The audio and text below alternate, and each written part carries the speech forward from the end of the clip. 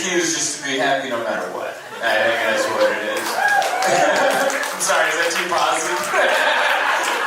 10 of you were like, yeah, and the rest of you were like, I don't care for that positivity. Because it's Christmas, but it's not, right? I think we all know Christmas died in 2019. And for the last 2 years, we just talk about him like our favorite grandpa. Do you remember when Christmas was here?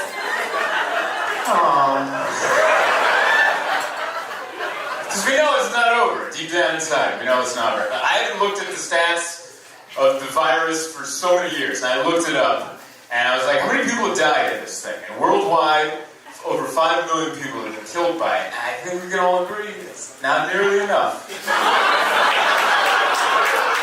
We've all been out, we've looked at who survived, and we got a ways to go. We got a ways to go.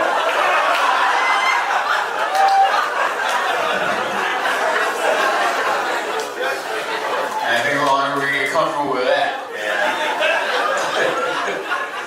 I don't know, just enjoy the small things. I stay at home, I watch trash TV. That's what I do, alright? My favorite trash TV show, Selling Sunset. Alright? Sunset fans? These are my gals. Alright? So my fiance and I watch. She started watching it first, I was like, I'm not watching that. And then it was like on in the living room, and I'm in the kitchen, and I'm like, what's she bitching about? And then next thing I know, I'm 4 seasons in to Selling Sunset, going, that damn Christine. She has a chair purse. What's she doing with a chair purse? Now, there might be some people here that have never watched Selling Sunset, and I'll explain the show to you. Selling Sunset is like if Keeping Up with the Kardashians, if everyone on there had to get a part-time job. That's what it is. Like, imagine if Kylie and Kim, they're like, you know, we gotta start earning our keep. And what they do is they're realtors for $1 billion homes, and they pretend that that's a hard job. They really pretend. There's a lot of emotion breaks. They're like, it's so hard. It's so hard. I have to show these $1 million houses to these millionaires. And you're just going, will you take it? I don't. It's a gorgeous house. It costs $10 million. You have a lot of money. Do I even need to be here? I feel like you guys could just carve on at this situation. I hate how they pretend it's a hard job. They're just gorgeous women selling gorgeous houses to millionaires, and they're just like, I'm working. It's not hard, alright? Show me an ugly realtor in a bad neighborhood. That's a good salesperson. Give me someone who looks like a foot going into a bad neighborhood and trying to sell a house to me. You know? Look, you don't have enough of this place. But you like your mom, right? You like your mom? Go talk to her. Alright, I'll stop making eye contact. I know my face, but we'll get you in here. I don't know. It's so weird. And you know what else is weird about that show? There's so much drama amongst the women. But like, after the first episode, I'm like, you could solve all these issues by hiring one HR person. That's all it takes. They're the only business alive that doesn't have an HR person. All it takes is one sad-looking person to come in and go, no more talking about personal life, ladies. We're here to sell homes. You're right. You're right. But that's more fun. Thank you for the applause break on Selling Sunset. It's a great show. It's a great show. I love it. I don't know. I like that we still argue about things. That's good. I don't know. I like that we're divided, but I think sometimes, like the show Selling Sunset, if we just had one good HR person, we could figure out a lot of the issues. Maybe you need to be the HR person for America. I have some good ideas. Alright, I actually have one good idea, which you guys may hate or love, I don't know.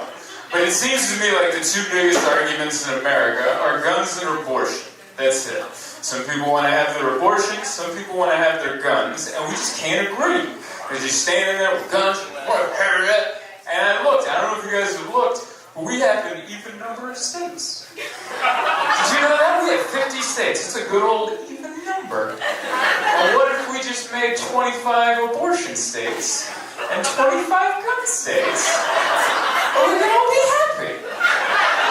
Everyone can go to the state of their choice. You're like, I really like my guns. Yeah, go over to that state. I accidentally banged the nanny. Come over to our state. And we're all together. I don't know. Good night, everybody.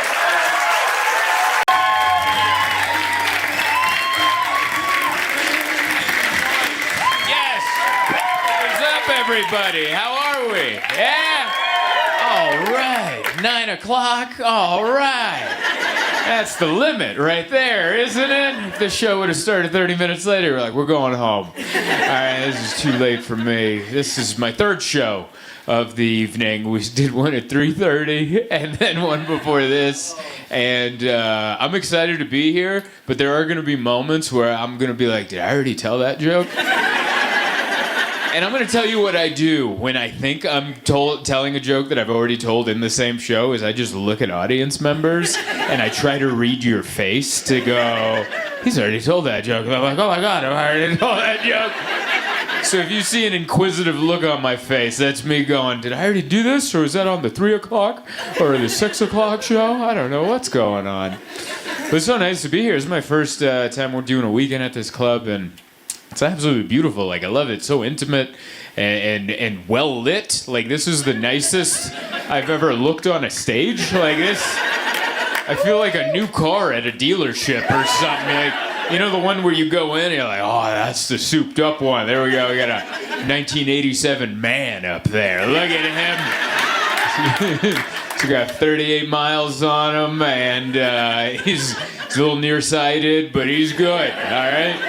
His smell's been weird since the pandemic, but he's all right. He's all right. His right knee hurts. It clicks sometimes. And his wife says he breathes loud. But other than that, this is a good dude right here. So thank you all for coming out. This is wonderful. I like your town. It's my first time here in Fort Collins. It's cool. It's good. It's like there's two towns. There's like this part of it. And then you guys are like, all right, well, we gotta build stuff that works. And then there's like the rest of it. This is like the fun part where you're like, let's leave the old buildings, huh? You know, we can sell ice cream out of them or something. You know, it's all kitschy and cool down here. I love this part. And then the roads are all over. It's just, you can tell it was built before we needed them, you know? It was just kind of a choose-your-own-adventure of where to put the roads, you know? It was just like two guys. Like one guy's like, I'm going to start a road. Cool, I'm going to start one too.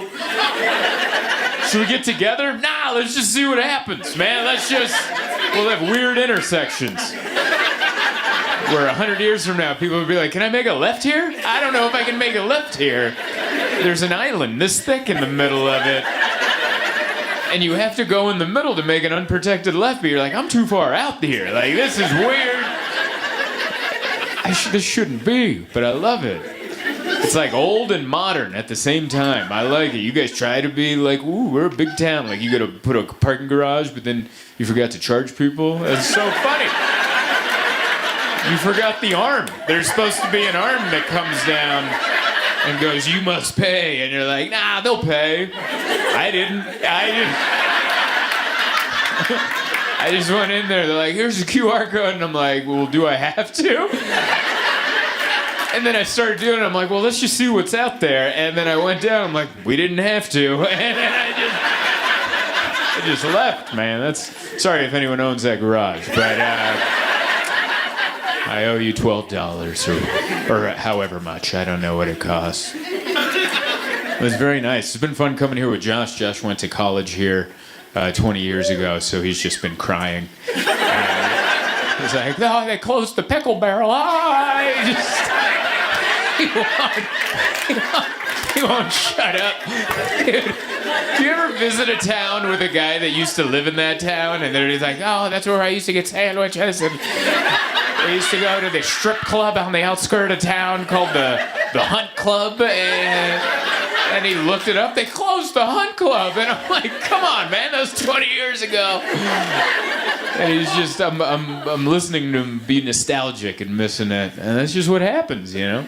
He he graduated from the college here. I never went to college, just to high school. And then I've been friends with Josh so long that I'm like, oh, I could have totally gone. You know? Like, I'm not calling him dumb. I'm just saying we're not that far apart he's not like vastly smarter than me, and I don't think I'm smarter than him, but we're on the level, you know? You ever just like not do things because you're like, nah, I don't have what it takes, and then you meet someone that's doing the thing, and you're like, oh, I could have done it. I could have done the thing. I just didn't, I don't know. I gave up early. Like, he got into computer science because his parents made him, and then that was his major. He got into computer science, and he was like, hey, he's telling me about it this week. He's like, it's so dumb. He's all coding. It was like a new language. Like, this is never going to be worth anything. So he just dropped that. So he didn't get a degree in computer science, which could have helped, you know, this many years later. And he instead got into like mathematics, and he did that for a while. By the way, what a fun way to say math, right? You ever hear someone say mathematics, and you're like, you don't need that second part. We knew what you were going to say. Math. And he dropped out of math because he's like, the math was hard. There was no numbers in it anymore. It wasn't the math I did in college or in high school. It was like college. It was all letters. And I'm like, how are we supposed to get answers out of these? And so he dropped that. And that's when I related it to him the most, because I'm like, that was my high school math experience. I always sucked at math. I was never good at it. But it was easy in elementary school and middle school because it would just like go away after a while, you know? Like I remember in 5th grade, we're like, we're going to multiply fractions. And I'm like, I don't get it. This sucks. I don't get it. But then a couple weeks later, it just went away, you know? You just failed that quiz and then it never came up again. And you're like, hell yeah, maybe you'll learn the next thing, you know? Maybe the new one, you'll catch on to that. And that's how I made it through math. Elementary school and middle school, and then first year of high school was algebra. And then I was like, the Pythagorean's theorem. I'm like, I don't get it. And I'm like, a couple weeks, that'll go away. And tell you what, it did not. All right? Like, and 2 weeks later, like, all right, now that you know this, we're going to add this to it. I'm like, no, I did not know that. And then in my 14-year-old head, I'm like, oh, hopefully these things both go away, and the next thing I'll get, and it was just a disaster after disaster. God, I can't, man, that was 20 years ago. My 20 high school reunion is this summer. I'm not going to it because I'm going to be doing comedy in Baltimore, which I'm not upset about, but yeah, I won't. I don't know, it made me think of high school, just reminiscing with Josh, and I was like, it's so weird. Like, I played football in high school. Not even well, just because I wanted to hang out with my friends. My friends were like, we'll go play football. I'm like, me too. You know? I didn't even know the positions. I didn't even learn the game until I played it. This was like on TV. There's too many positions. So my friend was like, what position are you going to play? I'm like, I don't know. What are you doing? And he's like, middle linebacker and tight end. I'm like, me too. And then we got into, like, pick the positions, and then coaches were like, no, you're a left tackle. He's talking to my friend. You're a left tackle, and you're going to play a defensive end. That's what you're going to play. And for me, I was so unathletic. They're like, just keep the positions you're already at. We're never going to put you on the field. And I was like, sick. You're like, that's awesome. I never wanted to play anyway. I was just trying to hang out with my buds. And it's so crazy. You ever remember like the maturity jump that happened? You like you finished 8th grade, and then you had the summer off, and then you went to high school, and then some people were just men. And you're just still a boy, and you're like, we're in the same locker room? Like, this shouldn't be, like, there was a kid in my class, Ronnie Kopp. Ronnie Kopp was this badass. Like, in middle school, I watched him beat up 2 kids at the same time. And they jumped him. We were in the lunch line. 2 kids jumped him, and he made him regret it. I watched him beat up 2 kids by himself, and then I was behind him. I went, whoa. That was awesome. Like, I don't even know if he remembers that he turned, there's some chubby kid with glasses going, wow. But if he ever finds out, that was me, you know? And then we had the summer break, and then we signed up for football, so we had to show up in the summer. And then the day before the first day of high school, we had to pick up our football pads. And we're all in line, and Ronnie Kopp showed up with his girlfriend, a baby, and a cigarette. And he was just over there, just, what's up, fellas? And he's like, here, baby, why don't you hold the baby? And then I was like, oh my, we were all like, no one's even touched our wieners yet. And he's already got a full baby and a cigarette, and he just picked up his pants and he left. And I was like, that's a man right there. We shouldn't be on the same team with that guy. And he was really good. I think he played on the defensive line, and he was. I got hit by him in practice a few times, and that sucked. It was one of those things where we'd line up and have to do drills, and I'd see where he was in the line. I'm like, hey, why don't you go ahead right here? I'd shimmy where I was in line because I'm not taking his face mask to the ribs again. But he wasn't on the team the whole year because the way it worked was like halfway into the school year, or halfway into the football season, your grades come out. And if you don't have 2.0 average, you can't be on any of the teams. And so the grades came out. He had a 0.5 GPA. Not a 1.5, 0.5, which is also a bad DUI blow. But honestly, a worse GPA. Like, it's a more shocking GPA than it is a... like, it's 0.5. Like, wow. So he was going to have his last football game, and he asked the coach, he's like, hey, can I be a running back for, like, one series? Like, I'm never going to get to play again. Let me just be a running back. So they let him, and he was this giant defensive tackle, and he just plowed through all these kids. They just gave him the ball 10 times, and they just trucked it down, and no one could stop him. And that's when I saw one of the coolest things I've ever seen. I was on the sideline for the football game, and he did a run, and he came up the side, and this kid tried to tackle him, and he juked him, and then clotheslined him. Like, he juked the guy that was supposed to tackle him. He was like, oh, yeah, but take this for your trouble. And he got a penalty. They threw a flag, and they're like, unnecessary roughness. And my coach was like, what? On the ball carrier? You can't call unnecessary roughness on the ball carrier? And Ronnie was like, nah, coach, I got it pretty good. Listen, I know you're not a dad yet, but that's someone's son, all right? Someone's in the stands right now. They just saw their child get beheaded. One day, coach, you will know the joy of having a son like I do.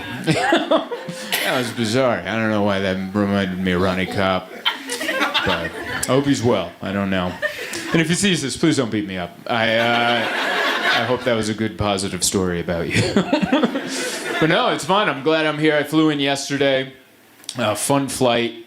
We flew over the Grand Canyon, which is pretty awesome. Like, I was on that, and then the flight attendants are like, hey, if you look out the right side of the window, you can see the Grand Canyon. And I was on the right in the window, so I opened it and I looked. Not that impressive, quite honestly. It was just a crack in the ground. And I think you got to be closer to it to enjoy it. I think we were too high up. You know how sometimes with art, they're like, you got to back up to enjoy it. I think Grand Canyon's in reverse. You got to be in it on a donkey, and you're like, oh my God, we're in the Grand Canyon. And so I'm just looking at it, I'm like, this kind of sucks. But the people near me were like, oh, they're taking pictures. And then I felt like I felt like they were judging me, like I'm too good for the Grand Canyon, you know. So I'm like, I'm really, wow, you don't see that every day, you know. And then we did that for 20 seconds, and the flight attendant came on. I was like, oh, I'm sorry, it's on the left side of the plane. And I was like, oh, you guys were fakers. That's who you were. You knew that was a lame-ass crack in the ground. That wasn't the real Grand Canyon. That was just a little fissure. That's all that was. Thank you. Yeah, not many comics using the word fissure out there. Thank you. Not even sure I used it correctly, but I think that's correct. A fissure. It's a rough time to fly. It's rough out there because it's the summer. This is when everyone flies, family vacations, and no one knows how. I fly all the time, so I'm good at it. And this is the time of the year when I'm in line at TSA, and I'm just looking at people like, that is not going to work at all. There's just people showing up like, what? I can't bring 3 gallons of water? What? Can you believe this, honey? I can't bring our 3 gallons of water. And you're just stuck behind them. You're like, God, man. And you see groups, there's a bunch of groups flying, and you're like, what is that group? You ever try to guess what they do? You're like, what is that? What is that? A cult? A volleyball team? What is that?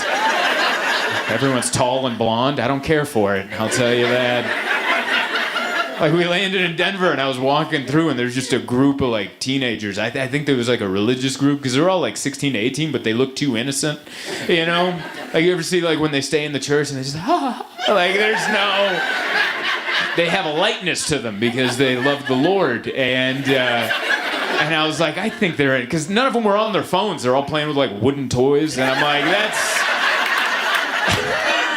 That's some sort of group, dude. I don't know what kind of group that is. That's some sort of... No one's on their phone. They're all playing ball in a cup. Like, they're all... Like, I don't know. I don't trust it. It's a good laugh, sir. Hell yeah. It's a good mix. Are you injured? You're injured. You have a cast there. What is that? Are you okay? You guys were fighting? Wow. Oh, man, Fort Collins. Domestic violence. That's fun here. All right. I didn't know that. She was on it. Man, we were fighting. I love it.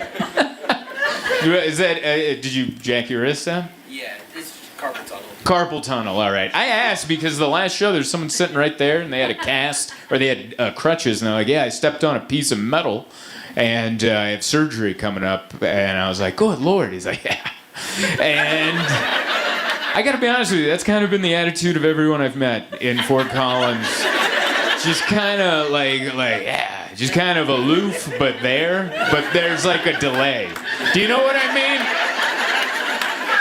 Like, there's like a millisecond delay where you're like, what's that? What was that right there? Like, we showed up here early because I had a 3 o'clock show, so Josh and I had lunch across the street at the Penrose. And yeah, great restaurant, good food. The hostess is over there. There was like a delay. I don't know what it was. But there were nice girls that were working there, like, and we're like, table for two. And they're like, for two? And I was like, what was that? What's that? I was like, is everyone AI? Like, is everyone just processing for two? And everyone just had a delay on them. And I was like, I don't know what's going on. But yeah, everyone seems very outdoorsy out here. Like, there's people, everyone looks like a good hiker. There's a lot of people that are walking, and then it looks like they just quit. There's a lot of quitters out there. They don't look homeless. They just look like they sat down. Like, let's just regroup our thoughts. They just spread all their stuff out. I can't tell if they need help or they're waiting for a bus. Like, I don't know. It's a real, you can do what you want here, and I really like that. Yeah, I landed. It was kind of scary. As soon as I landed, I got a text from my mom, and the text just read, I hope your house is safe from the fire. That's all she said. And my mom's Hungarian. That's why I put the accent on that. In case you're like, what was that? Is that how his phone reads his text to him? Like, is that the narration he chose? No, my mom's Hungarian. So am I, but she's it, you know? Like, she sounds it. And I was like, oh my God, is my house on fire? What do you mean? I told her, I just landed in Denver. What the hell's going on? And she didn't respond. So I'm just stuck. I'm stuck on the tarmac, and I'm trying to Google fires in San Diego, but there's something about being in a plane on the tarmac. There's no cell reception. It'll say 5Gs. There's no Gs, all right? There's nothing. You can't send a text. You can't do nothing. And then finally, as I'm getting off the plane, she texts me. She goes, never mind. It's pretty far away. And I was like, why wouldn't you look it up first? Before, my mom does that to me all the time. She'll send me a weird text that just like messes me up. Like, one time I was about to do a show, and as I'm being introduced, I get a picture of a family friend of ours in a hospital bed holding a brand new baby, and the text underneath wrote, Marika's baby just burned. And as I was like, what? They're like, everybody, Zoltan Kaszas. And I'm like, all right, we'll find that out later.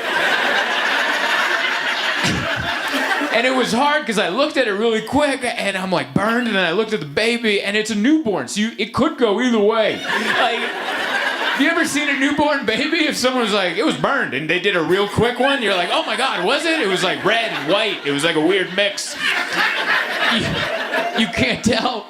And then I got off, once the show was done, I looked, and no, she was trying to say, Marika's baby just borned. That's what she wanted to say. So afterwards, I texted her back, I'm like, did you mean burned or borned? And that's how I found out, borned, not a word. because my phone auto-corrected my borned to burned, so I texted her, did you mean burned or burned? And she texted me back, oh, Zoli, your English terrible. It's so bad. And I was like, damn it, Mom. Just get on my page, dude. It's crazy. But yeah, it's fun to be out here. I had a good week. I went to the doctor. That was cool. Got my first checkup in, I don't know, 20 years or something. You ever not go to the doctor for a long time and then they're like, are you due for anything? And I'm like, I think everything. My doctor asked me, when was the last time you had a tetanus shot? And I was like, when do they give that out? And he's like, usually when you're a kid. And I'm like, I'm going to say then. I don't think I've had one then. And then somehow she looked it up. She's like, yeah, your last tetanus shot was 1998. And I was like, yeah, I was in the 6th grade. Yeah, I was entering the 6th grade. And she's like, you want another one? I'm like, yeah, I should probably take another one of those. Because you never know. Some people are stepping on shards of metal out here. You want to be protected, you know. It's so weird. I really want, because my wife worries. She's a worrier about health and stuff. She's like, I want you to go. You know, you're 38. It's not old, but it's time to go and get things checked out. And I went, and we haven't gotten any of the results from my blood work yet. We got to wait. So she came back. I came back, and she's like, what'd they say? Like, how is everything? I'm like, we got to wait for the blood work. She's like, yeah, but what'd they say about, like, your blood pressure or something, man? I'm like, they just said it was fine. Like, they didn't say good or bad. He kind of just went, I'll take it. And I'm like, that's not a medical term, dude. I need something to tell my wife. Like, what am I... Is she still allowed to put salt in it, or does she have to cut the salt out? All right? My wife has to cook. My wife loves to cook. She needs to know if she's killing me or if it's still seasoning. I can't just go, oh, he said I'll take it. That's what he said. Yeah, it's hard, you know. That is one of the challenges. My wife is Persian, so she cooks a lot of really good Persian food, but she uses all the spices. Like, every chicken is just covered in turmeric. Everything, and it's delicious. But I have a white stomach. All right, I have a white stomach. So afterwards, she's like, "Oh, damn it," and I'm like, "Yeah, quit dusting up all the chicken. All right." I haven't seen white chicken in 5 years. Like, just give me some white salt and pepper chicken, and I won't stink you out of the bedroom every evening. And she's like, you need to get a handle on that. I'm like, you need to get a handle on that. You're just dusting it up. Everything's got some dust on it, you know. I love my wife, but I love annoying her, and I think she loves annoying me. I think that's the joy of marriage. You ever do something that you know they hate, and you're like, yeah.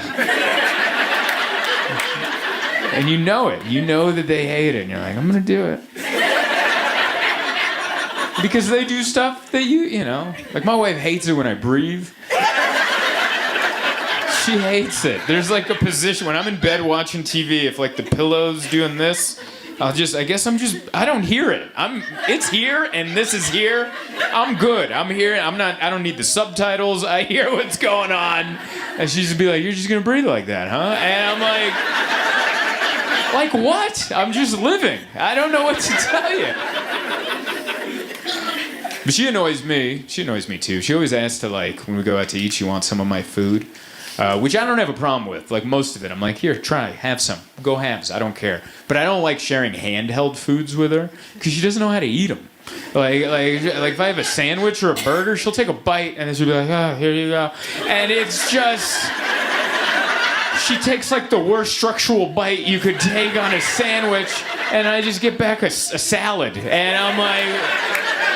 Oh, thank God there's a fork and knife, because that's how I gotta finish this. She just doesn't know. Like, I know how to eat a sandwich. You gotta hold it, and you're like, oh, that's a good piece. Right there. And then the structural, I'm not gonna get into the foundation of it. I'm not gonna knock out a cornerstone and have a whole wall come down and be like, there you go. She does it with everything. Like, she doesn't know how to eat burritos. And it's not her fault. She grew up in Toronto, Canada. They don't have as many burritos out there. I grew up in San Diego. I have a lot of burrito. I know how to eat a burrito. You get it, and you pick a side, and you go left, right, middle. And that's what you do. That's what you do. You pick a side, you go left, and you bite, and you suck a little. You bite, and you suck. Just a little, because it's a juicy... If you don't suck, it's just going to spill. So you got to bite, you suck, then you go bite, suck, and then you go bite, suck. That's how it works. You go left, right, middle, suck. Left, right, middle. And then you work your way down to the end. There's like that weird corner with all the juice. And you just gotta go, oh man, dive that in. That's how you eat a burrito. It's not rocket science, all right? It's just how you eat a burrito. And she doesn't know. Every once in a while, she's like, let me get a bite of your burrito. And I'm like, oh, dear God. And I hand it over, and I just get back like a dilapidated... You know what? Remember in like the Bugs Bunny cartoons where Bugs with like Elmer Fudd would come with his rifle, and then he'd stick his finger in the end of the rifle, and the thing would just explode? That's the burrito I get back. It's just this, oh, and I'm like, what the hell am I supposed to do with this? And she's like, it's pretty good. I'm like, I bet it is. I bet it is. You ruined the entire structure of it. It's the little things we do to annoy each other. She likes to make me jealous, too. She's making me jealous with Chat GPT. She talks to anyone using chat? Anyone? Yeah, over there. So that couple, okay, people over there. Do you use it? See what I mean? That's what I'm... It's okay if it's no. I don't have to. He uses his plate. Oh, okay. So you just go, why don't you ask chat this, that, and the other. I like that. So, like, I don't use it, and my wife uses it. And the reason I have a problem with it is because she used to ask me all the questions. My wife's very inquisitive, and she would just ask me stuff, and I'd give her the best answer I got, and she'd be like, all right. But ever since she got chat, she now checks my work. So she'll ask me some question, and I'll be like, oh yeah, I think it's this. She'll be like, And then chat will tell me I'm wrong. And she picked a British voice. So I have a smug British man's voice going, actually. And I'm like, don't even ask me then if you're just going to ask him, all right? And she's like, what are you, jealous? I'm like, no, I'm not jealous. And I realized I think I am jealous. Because the other night, I accidentally called Alexa baby. And I think that was my way of getting back at her. Because I was out there, I'm like, Alexa, turn off the living room. And she's like, right away. And I'm like, thanks, baby. And then my wife's like, did you just call Alexa baby? I'm like, why don't you talk to chat about it? Leave me alone. We're having our AI relationships out here. I don't know. We both try to keep track. I think that's what it is. I think we both want to be informed. I don't want to be too informed. You know, I just don't want to be the last to know. Like, I hate watching the news because it stresses me out. But I just don't want to be the last to know. I don't want to be that guy who opens his front door and everyone's got a helmet and a stick. And I'm like, oh my God, what the hell did I miss? And I'm running to Home Depot. They're all out of helmets and sticks. So I'm just wearing my thickest beanie, holding a Swiffer. Like, it's not... I don't want that picture in the history books. Just my dumb ass with a Swiffer and like, not everyone prepared for the revolution. It's just... And it's the good Swiffer with the juice, and I can, someone gets too close, I'll hit them with the Fabulosa right in the eyes, and they'll be out of there. But I just don't want to be the last to know. I also don't want to know too much, either. I just want to know enough. I want to know enough to be able to keep up at a dinner party, but I don't want to know so much that I ruin the dinner party, you know? You know those people, like, you don't even know the half of it, and you're like, oh, buddy, please shut up. Because we're at a point where everything's political. Everything's arguable. You could just be like, man, it's hot today. It's like, oh, it's always been this temperature. And you're like, all right, dude, I'm not saying left, right, or different. I'm just saying your Crocs are melting. That's all I'm saying. I'm not saying anything. I'm just saying they're goopy. That was a crazy one, you know. Like, I try to keep track of it all. It's hard. Like, we went to war. I don't know if you saw that on the news. We were at war with Iran. Sorry if this is how you found out. What a weird way to find out. How'd you find out we're at war with Iran? There was a guy who was very well illuminated. And he broke the news to us. It's crazy. I thought there was going to be more time. Because, like, Trump, like, 2 days ago, he's like, I'm going to give him 2 weeks to negotiate, which was, like, pretty much like a parent going, I'm going to count to 10, dude. I'm going to, you know? And then, but he counted to 10 the way that mobster from Home Alone did, where he was like, 1, 2, 10. Like, I was like, you got to count to 10, dude. There's more numbers. So I've just been watching that. I've been watching that lead up on the news, and they tell you so much. They tell you way too much stuff on the news. They're like, yeah, we're going to bomb them there, and we got these B-52 bomber, and I'm like, shut up, dude, you know? Like when I played football in high school, we didn't go, hey, we're going to run it to the left. Good luck. Like, that's not... Why don't you shut up a little bit? You turn on the news, they'll tell you everything. Yeah, we got B-52 bombers, and we got these bunker buster bombs, and their nuclear sites are right here, here, and here. And we're gonna fly right over, and pew, brr, and you're like, shut up. They might have cable, you know? Like, you don't want to shut up about that? You just want to be loud about it? I don't know. But yeah, I guess we're going to war with them because they're trying to build a nuclear weapon. And we don't want them to do that because we don't trust him. We're like, that guy's crazy. We don't want that crazy guy with a nuke. Same with Kim Jong-un. That guy's a loon.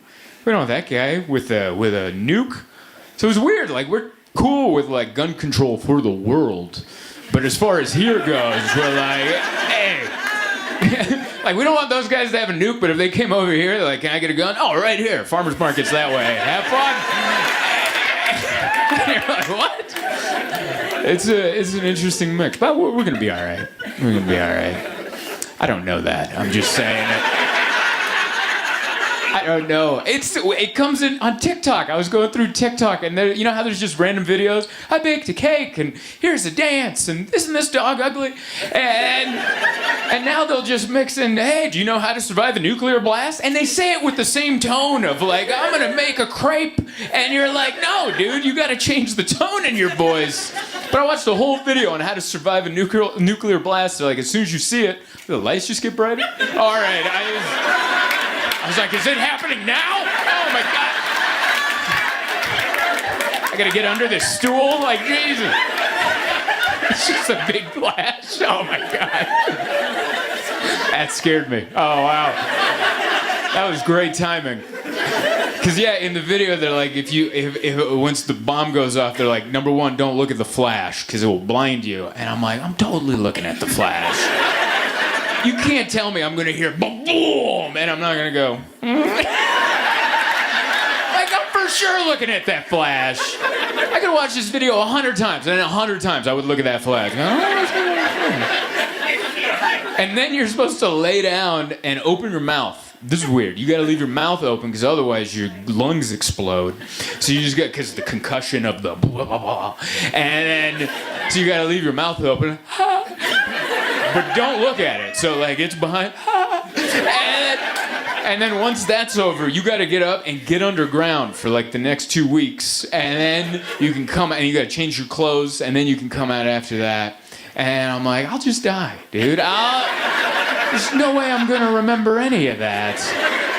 That's not who I am. Like, some people are really good, like fight or flight. That's why there's first responders, because they jump into action. They remember stuff during stressful times. That's not who I am. That's not who I've ever been, all right? I'm like, there's two. There's fight, there's flight, and there's also freeze. There's a third one. That's who I am. I'm a like, that's how I know I'm going to stare at it. I'll be like, whoa. Like, that's going to be it.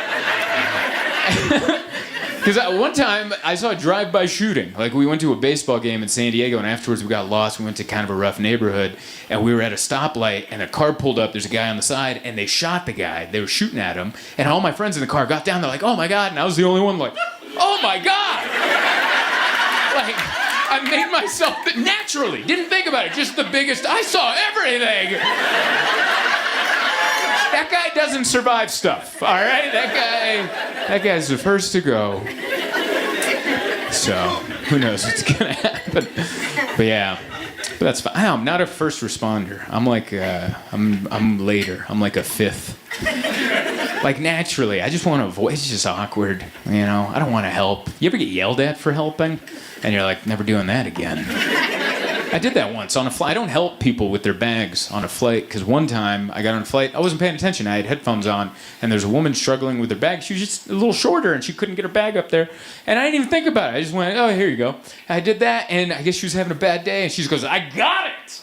And she yelled at me. The whole plane looked at me like, look at this guy. Doesn't think a woman could put her bag up there. And I was just like, oh my God. I'm never doing this again, and I won't. Like, now if I'm in line and someone's struggling with the bag, I'm like, And people are like, what's wrong with you? I'm like, oh no, you don't know what's happened to me before. I'm never helping anyone ever again. It's like a mixture of social anxiety, I think, that prevents me from being a first responder too. Like, I'm gonna tell you a story, and I don't want you to judge me, but you might. We were in Boise, Idaho, and my wife and I were together. We were walking down the street, and like 2 blocks ahead of us, downtown Boise, there's like a homeless man that fell out of his wheelchair, and there's another homeless person there. Like, what? Like, I just saw the pantomime probably saying, "What are you doing out of your wheelchair?" And there was a lot of people out, but I could tell by the speed we were walking that we were gonna be first on the scene, and so I was just like, "Hey, why don't we slow down?" And my wife's like, what are you talking about? I'm like, just slow down. And then she pieced together why I was slowing down. And then she saw other people helping him. She goes, oh my God. And I'm like, I don't want to be the first one there. It's awkward. I'm going to be like, let me just grab your leg. It's just going to be, I'm going to say something dumb, like whoopsie, or I don't know, like something. I don't want to be in that. I'm like a 5th responder. You know those videos where you see a bunch of people help one person, and then the last person shows up and doesn't really do anything. They just kind of show up and they're like, "Oh, you guys got it, all right." And then that's my role in life. I come in at the end and we're like, "Oh, I'm sorry, I'm late, fellas. I was walking slow on purpose to make sure I wasn't first on the scene." See, I knew you guys would judge me. I feel the judgment. There's enough of you here where I'm like, we like him less a little. Thank God we live in the era now. Everything's, padded, and there's been enough lawsuits that there's enough warnings for guys like me. They're like, yeah, don't touch that. That's who I am. Thank God I live in 2025. This is the era I need to be alive in, we were at breakfast the other day. My wife and I heard a conversation from the table over, and they said the phrase, like when people talk about people like not being open-minded or something, they say some phrase, come on, and then they fill in the blank of the year, and that's what they said. And they were like, come on, it's 2025 already. Live and let live. And I remember hearing that, and I was like, I wonder if like back in the day they ever said the reverse of that. Like it's like 1905, and it's like 2 women, and one of them's like, I wonder when they're gonna let us vote. And they're like, I know, but it's only 1905.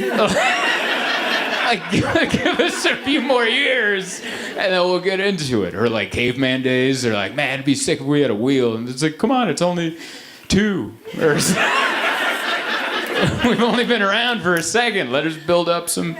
That was a dumb joke, but I'll give you that. I gave it a shot. I got cocky. That's what happened there. I got arrogant. I'm like, let's give this a shot. Hey! All right. Thank you. One more time for Ashley and all the comics you've seen tonight. Yeah, we're doing it. We're doing it inside. Some of you are excited. Some of you are tempering expectations. I appreciate that. I like that. I don't want everyone just like, yeah. I want some people that are going to make me earn their love. And that's, like a good stepdad, I'm here for someone else. That's kind of what it is. If someone brought you to the show tonight, you're kind of like a stepdad. You're like, I'm here for her. Let's see what you can do. It's my time to shine. Time to jig. Dance a little for you. So good. I'm so glad to be back. This is my 2nd time in Alameda. Last year we did the shows outside, and I didn't appreciate that because I live in Southern California where it doesn't get as cold, and so I was out there and I was like, what? It's hard to do me in the cold. I don't have a cold demeanor. I have a very like, oh yeah, turn the heat up, please.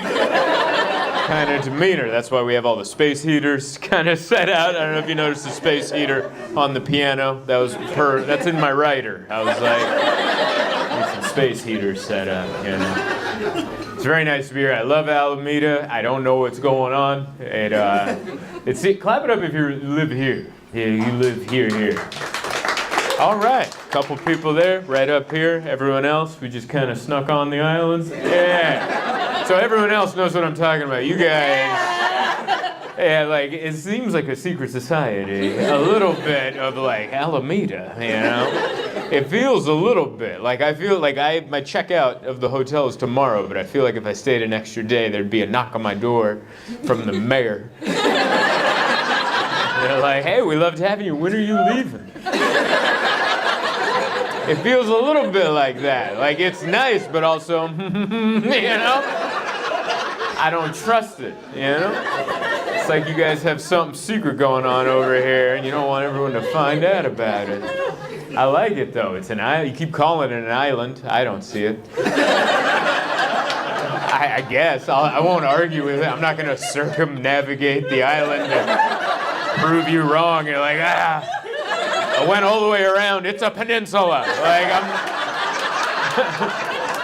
I'm not going to do that to you. It's just I landed in Oakland and I took an Uber ride and I didn't notice, you know?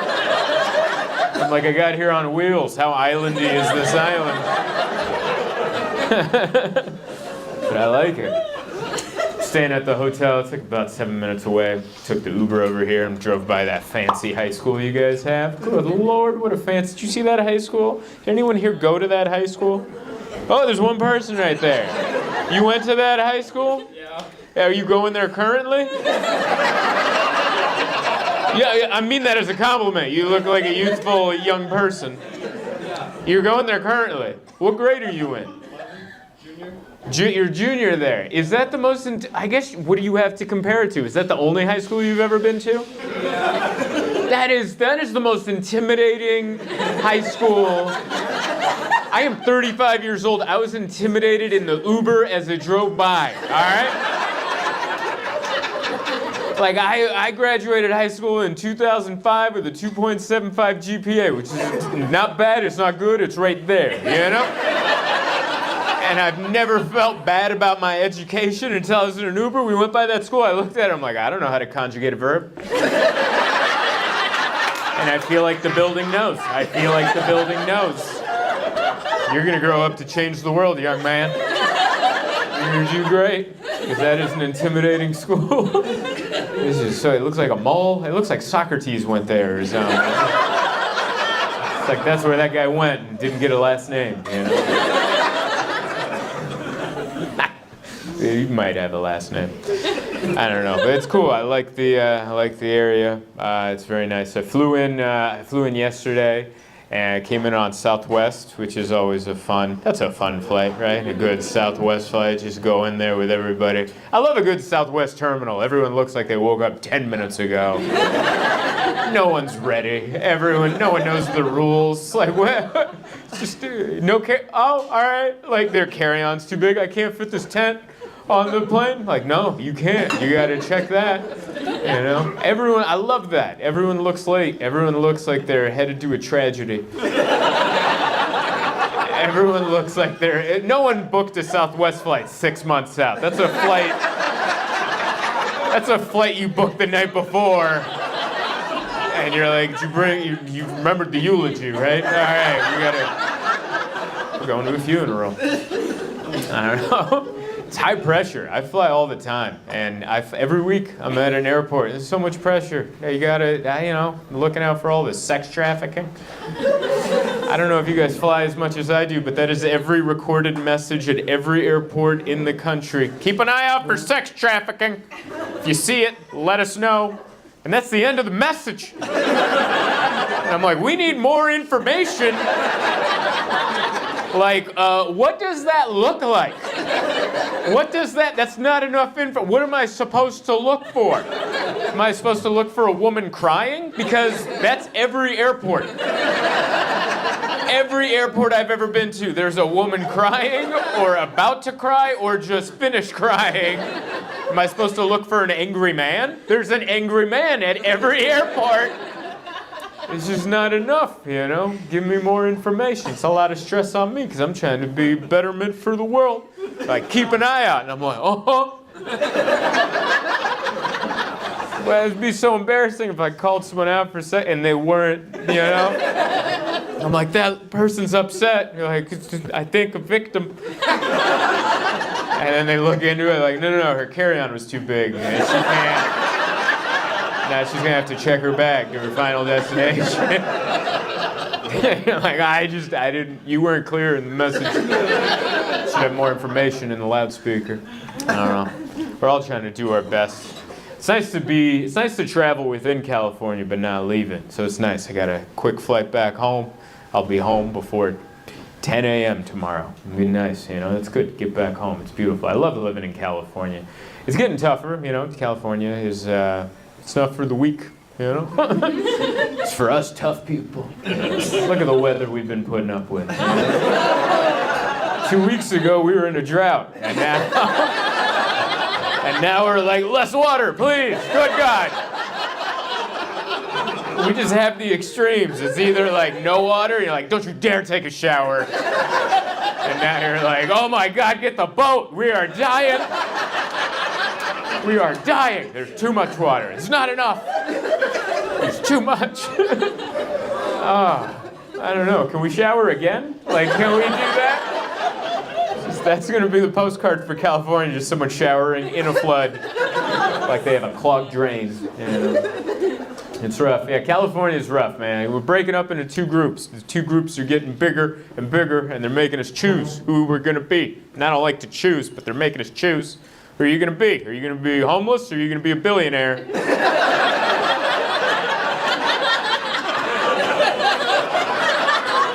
And it's hard, because I know which one I want to be. But I also know which one is way more likely. That van is calling my name, I gotta tell you. I was actually thinking about homeless people and billionaires, and you know what? I think it's the same person. It's the same person. Like, if you take away the money and the rocket ships and all that, it's the same guy. Like neither group has a ton of friends. They're both kind of judged by mass society. They both say wild things. Wild things. I can control the weather, I'm gonna buy Twitter. That's the same guy. It's just one of them has the money to do it, and the other one's just yelling it at a bus stop, That's the difference, but other than that, we're splitting hairs. So it's good. Doing my best out there. Doing my best, trying to live my life properly. I don't know. Mainly tonight, I'm just trying to look comfortable in this leather jacket. That is what's going on with me. Yeah, could you tell? You're like, that's not him at all.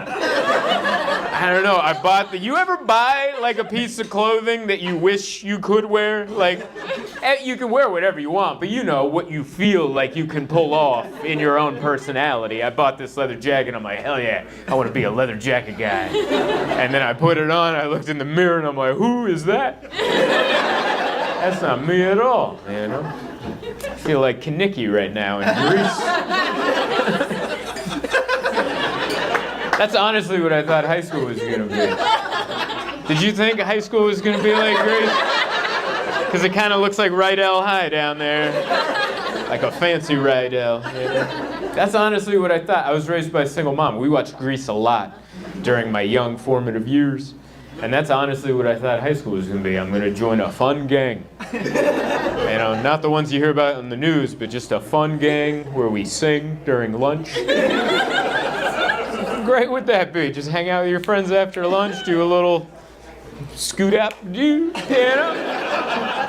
And no one ever told me that wasn't going to happen. Because I also never verbalized out loud what I thought it was going to be. Just in the back of my little young head, I'm like, we're going to do a lot of singing and dancing once we get to high school. And then we got to middle school, and I'm like, middle school kind of sucks. This would be a weird pivot. If you just went from regular crappy middle school to all of a sudden just full theater, But then we got up there and there was no singing or dancing. I was so bummed. I'm like, where's my gang? I was supposed to be in a gang, the T-Birds. And we're supposed to be singing. God, tell me more, tell me more. I loved it. I don't know if you guys have rewatched Grease recently.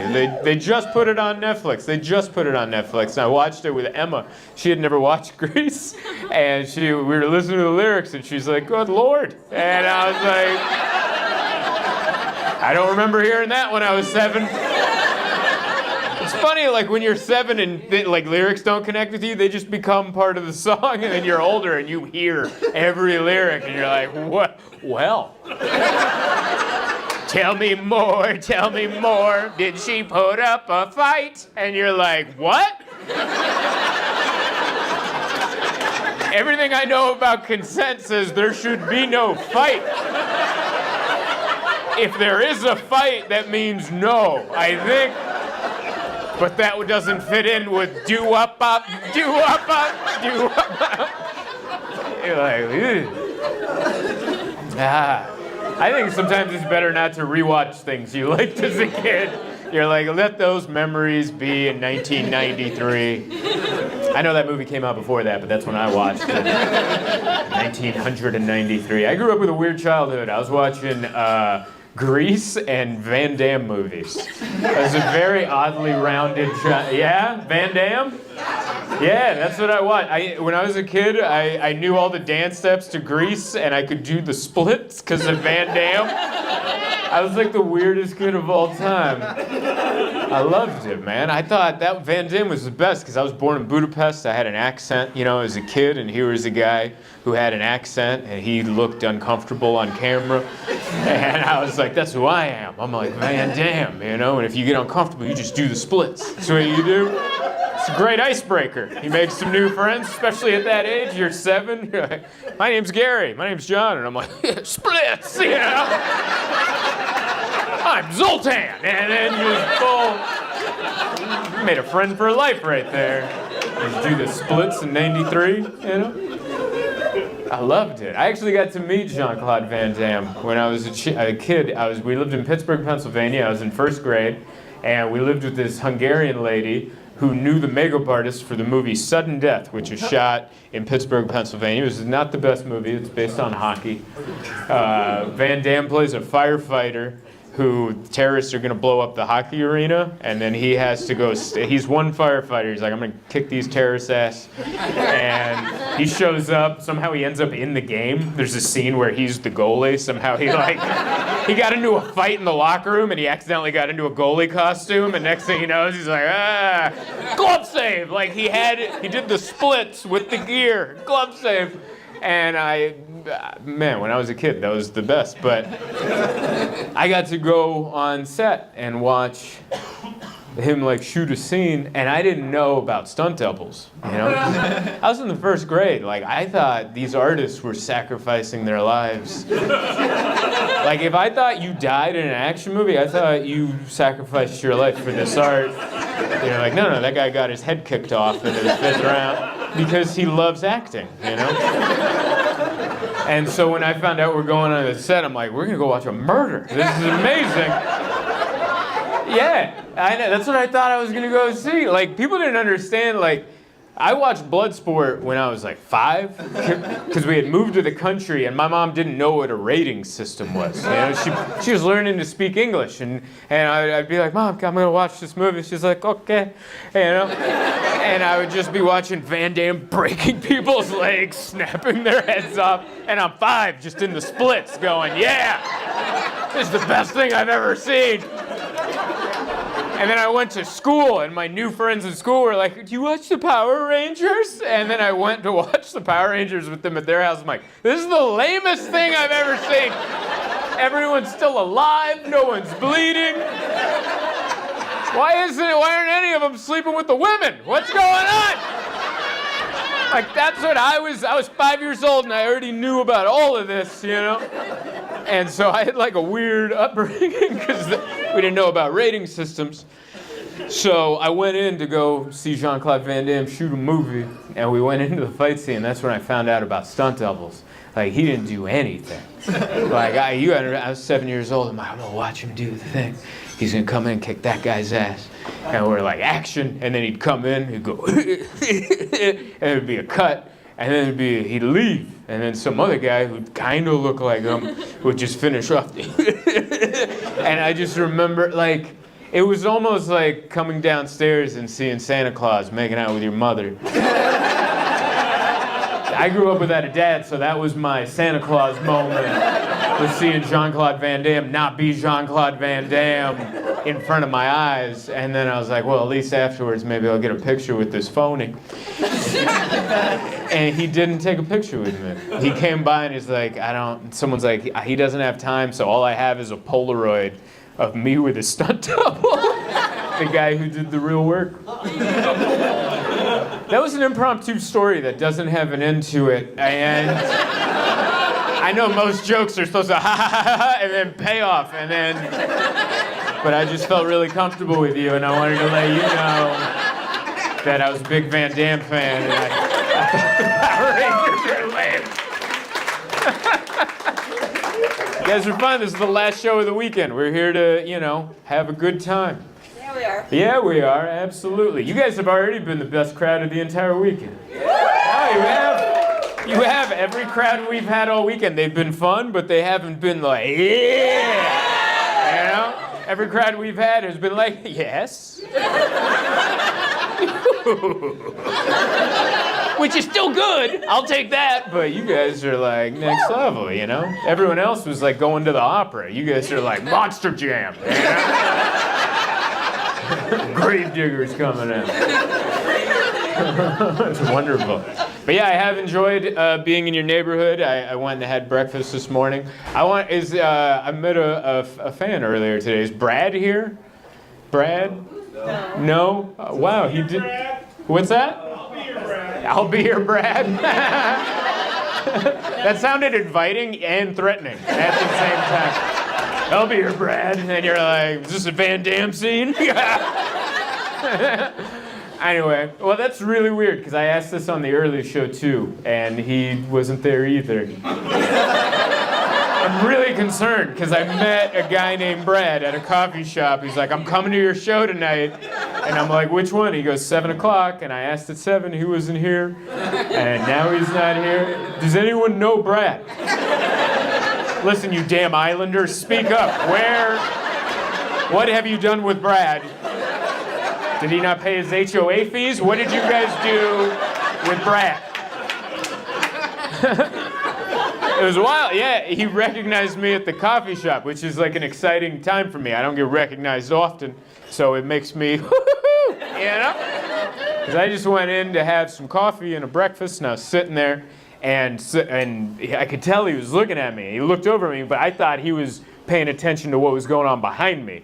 Because behind me, there was a woman with a baby who was yelling for a beer. So that's pretty attention grabbing. All right, if you're at a coffee shop, you don't even know they have beer, and someone comes in with a baby, you guys have beer? And you're like, whoa. And then I'm looking at that, and then I catch his eyes. I'm like, no, you're probably looking at that, right? Because that's, we have a lot of questions. And he comes over and he goes, are you Zoltan? And I'm like, yeah, I'm Zoltan. And we shake hands. He goes, dude, I'm coming to your show. And I'm like, hell yeah, I appreciate it. And that part made me feel good. But I also never assume that anyone recognizes me because it's only happened to me like 5 times. And usually I'm like, I can tell because someone makes eye contact and they're like, whoa. And I'm like, yeah, it's me. And I welcome it with open arms. But something happened that made me stop going. And it happened at LAX. I was at an airport. I was at the LA airport. And I was sitting there waiting to board a flight. And there was a dude just looking at me. And I could see, he was like, and I was like, here we go. I started like posing. I'm like, it is me. And then after a couple minutes, he gets up and walks over. So in my head, I'm like, all right, be ready, be courteous. Don't be like Jean-Claude Van Damme, Don't snub this, be polite, and just be like, yeah, yes, it is me. Well, how are you? I was getting myself ready for that. And then as he comes over, he's like, hey. And I'm like, yes. And he goes, yeah, your flashlight's on your phone, and you're blinding my wife. And ever since then, I've never assumed anyone recognizes me. Because I'm always like, I think I'm blinding someone's wife with my eyes. But I really am concerned about Brad. I think this is a search party now. We're all going to hit the mean streets of Alameda and figure it out, man.